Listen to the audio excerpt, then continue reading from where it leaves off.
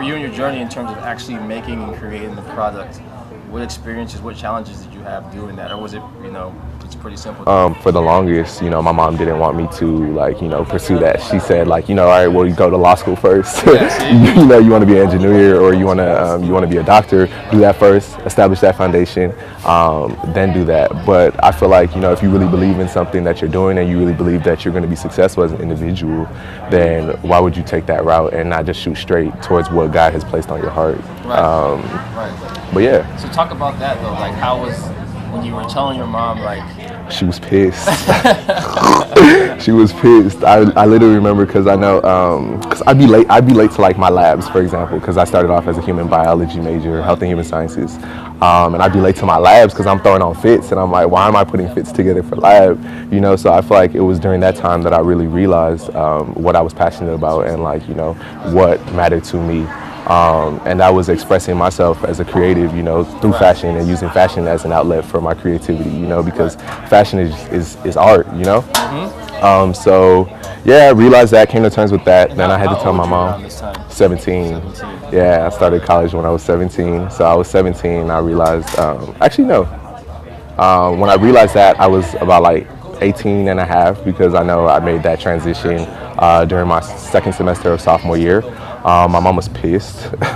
She was very upset, like, what do you mean you don't want to be a doctor? What do you mean, all right, well, you can go to law school or you can be an engineer, but you have three choices, And so I feel like what I would just say to young black men out there is, like, don't let anybody box you. Don't let anybody put a ceiling over you, because your ceiling is only as high as, as you place it.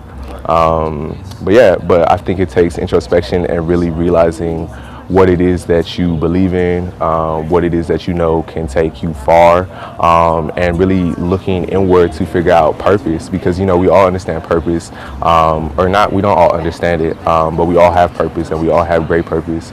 And I think it takes time to understand yourself before you can really understand your purpose.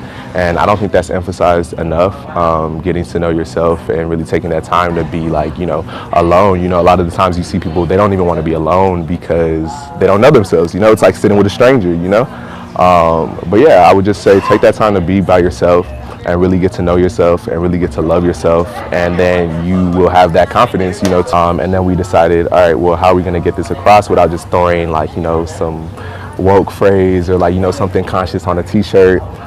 So we decided that we wanted to use, more of like a controversy and black empowerment and, uniting the diaspora through art. That's ultimately what we're trying to do. But a durag is something that black people on a global level can use. We're getting inquiries from London, like we were talking about, London, Paris, Brazil. So it's just like, yeah, exactly. Black people on a global level. So we just want something that we could use to unite people, and we wanted to just, create a platform with which on which we could, address these certain social issues.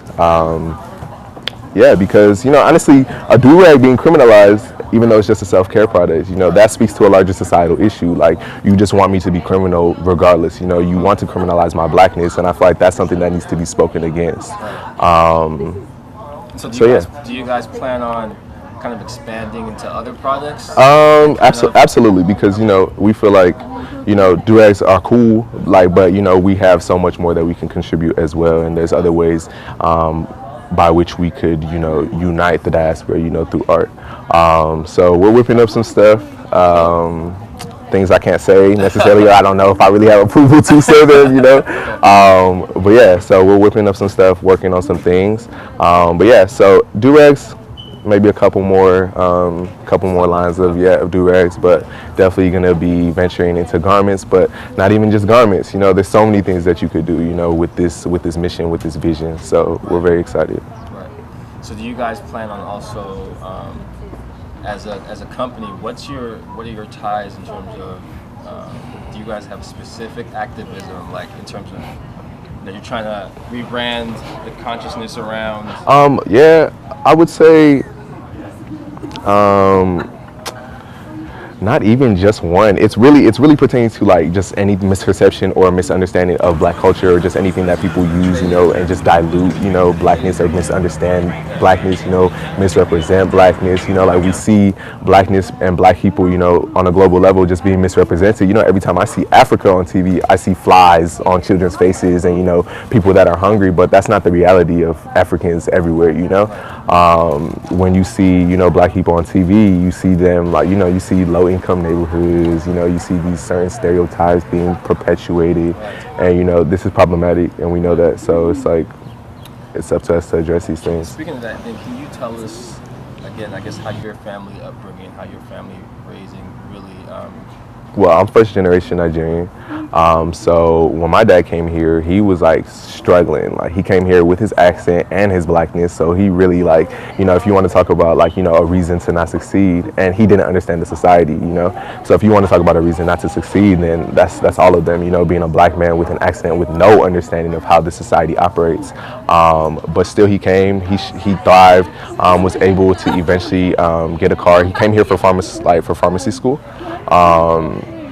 And yeah, he came here, he was living in his car for a year, he had like one pair of pants, like it was just a crazy story. Like the craziest story. He was but yeah, grinding nonetheless. So my mom is an extremely hard worker. She's actually getting her PhD right now. So I come from a very educated background. So when they heard that I didn't want to just necessarily immediately pursue higher education right after graduating, of course they were a little apprehensive, and there was that pushback. But I'm telling you, when you believe in something and that God has placed something in your heart, you're gonna just fight for it, and you're gonna strive for it. Yeah, talk a little bit more about that, about the power of belief, and how you really have to they have that conviction when you're creative, like if nobody else is believing in you. I know, and that's something honestly that I've battled with as a creative. Like you make something, and the artist never really knows what their art is going to look like or how it's going to be perceived by other people. So it's kind of like you just push yourself out and you make yourself vulnerable. So I guess it's kind of like the art of vulnerability, almost, in a sense. Like as a creative, you need to be vulnerable because you're putting yourself out there, you're putting your work out there for people to to critique you. But yeah, when you believe in it, people believe in it as well. When you, and it'll show through your work, through its authenticity, through like, how genuine you are. What about the founders? You talk about, you said it's you and your brother? Yeah, my brothers and I. So yeah, So we still were here. It's three of us. Three of us, yeah, three of us. One of my brothers in Miami. My other brother's in Los Angeles right now, but he's working. So, Oji Samaye. Okay, what's up, names? Okay, my brother Osamoje Imohi and my other brother Oji Samaye Imohi. All three of us are doing it together.